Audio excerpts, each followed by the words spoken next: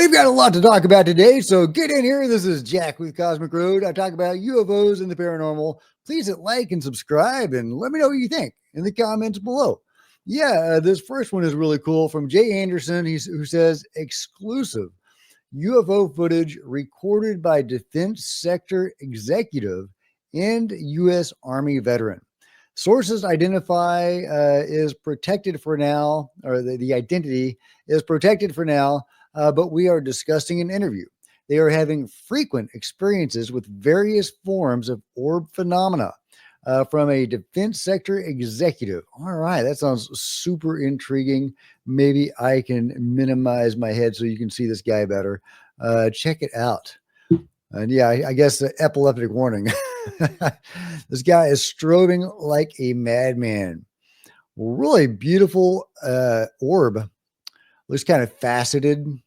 It's not perfectly spherical, perhaps, or at least the light coming off of it isn't perfectly spherical. Is that a Hedon? What is that? I don't know, but it's a gorgeous orb, according to Jay, from a high-level guy who's probably not making it up. But let me know what you guys think about that amazing capture. I can't wait to see more of that guy's footage, whoever he is, and listen to his interview if he has other related phenomenon as well. So that'd be really cool. Looking forward to that one. Let's see. We got so much going on. Here's a cool one from Jaya Sanctuary. I can say it. Jaya Sanctuary. Every time I say Jaya Sanctuary, I always have somebody in the comments thinking I'm mispronouncing Gaia. No, it's Jaya Sanctuary in Australia. Peter Maxwell Slattery's place in this video is shared by Wixie. Thank you, Wixie, where we can see the CE5 event from Peter at Jaya Sanctuary of this beautiful orb. Look at that. Just a white sphere in the sky. Now, is that like a distinct phenomena, different from that colorful tetrahedron that we just saw? Is that, representing two different factions of NHI or two different, categories of being? Or are they the same type of being or craft in different stages, potentially? What do you think we're looking at? I just think that's just so fascinating, guys. Let me know what you guys think about all that in the comments below. Meanwhile, we have Beatrice Villarreal to talk about. Patrick Jackson is saying, here are 3 unmistakable examples of the sphere network in action. Identical formations in mathematical patterns repeating across the globe. For a crash course, watch my interviews linked in the comments. And he's got some nice pictures of the sphere network UFOs, as he thinks of it, which might be connected to Beatrice Villarreal's research and her findings. And we're going to hear from her in just a moment. Look at this. It looks very MH370-ish, doesn't it? Those orbs or whatever they were around that plane. Is that the Hindenburg? Were there UFOs at the Hindenburg? What is that? Is that the Hindenburg? It says U.S. Navy. I don't know quite what we're looking at there, but it's really intriguing. Look at all these examples that Patrick has for us about his research. And here is Dr. Beatrice Villarreal talking about whether or not this represents alien technology. All of this suggests something technological. Are we talking here, Beatrice, about the possibility of a non-human technology that was surveilling this planet at that peak moment in UFO history? I don't find any other way of looking at this data. I think, if I take the pieces together, that some of them fall on a line. Our best cases happen during the Washington, D.C. flap by coincidence. There's temporal correlations with the nuclear bomb tests and with UFO sightings. And on top of it, there's a huge deficit in the shadow of the Earth. For me, this looks technological. But I might be wrong. Maybe there's a new physical phenomenon that nobody knows about yet. But to me, it looks very high-tech. It looks high tech to me, guys. So let me know what you think. Has Dr.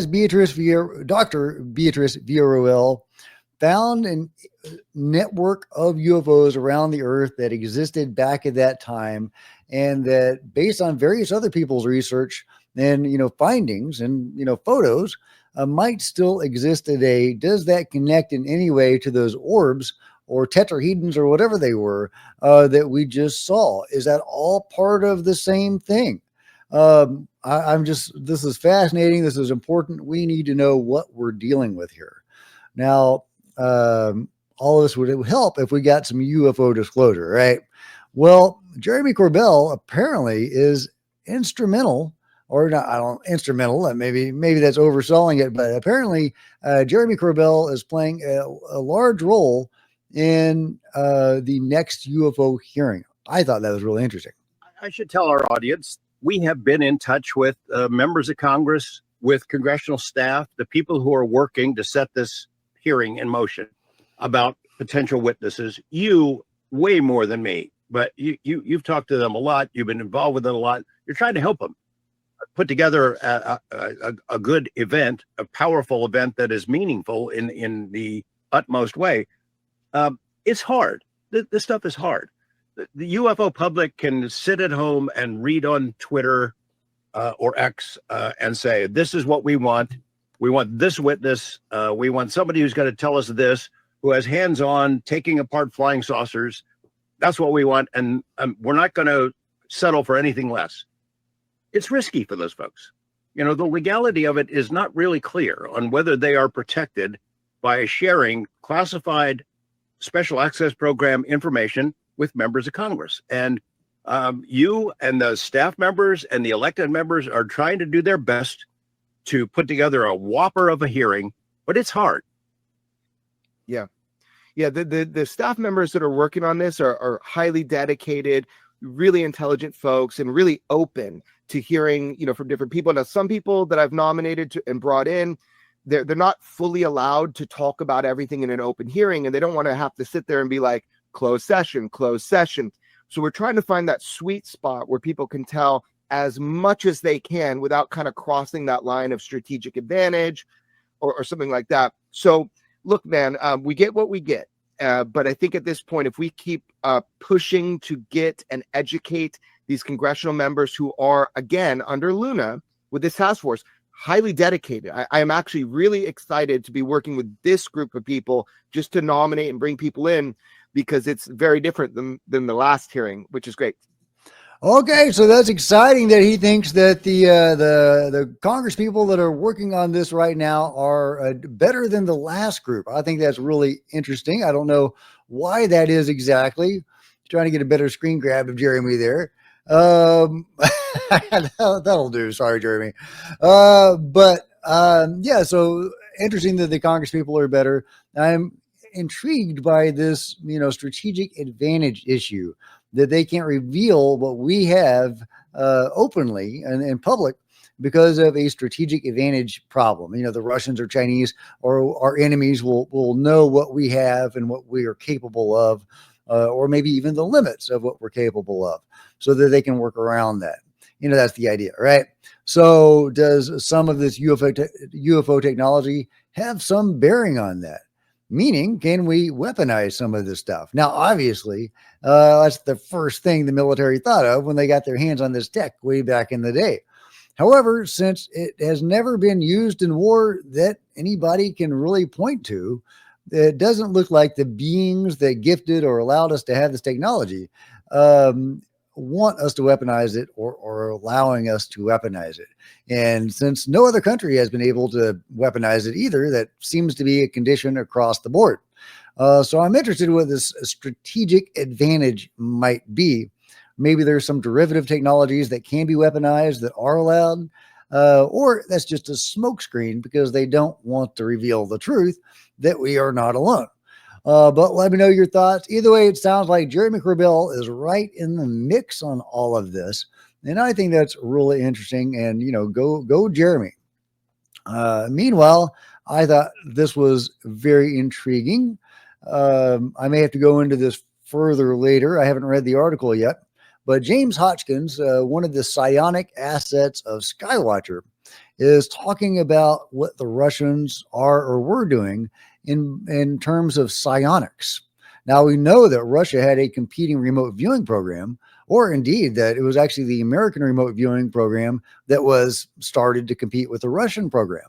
Well, now James is saying, piecing together a few translated articles, Moscow State wasn't simply exploring teleportation, but also precognition, time travel, and telekinesis.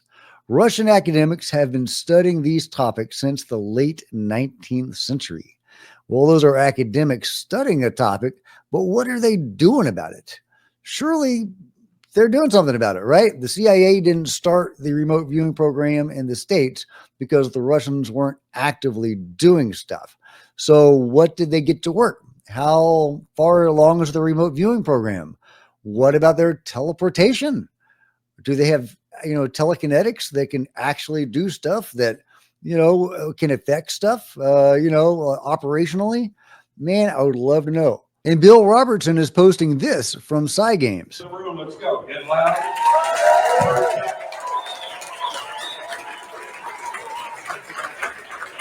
And yeah, that's Jimmy Church up there.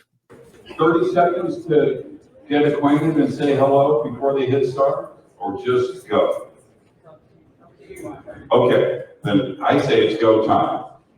On your mark, get set, click start. Jordan, what are you looking for?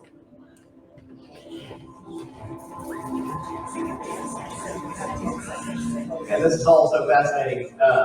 So we know, I practice Reiki, I have a lot of friends who do Reiki, that kind of thing. We know that you have a biofield, and we know that your thought and intention can affect physical matter. We know all this, but to have this finely tuned, sensitive instrument to really just display it and let us all see that, this is just so fascinating. To see everyone's different technique. Yeah, different techniques, yeah, for sure. Let's see how this works.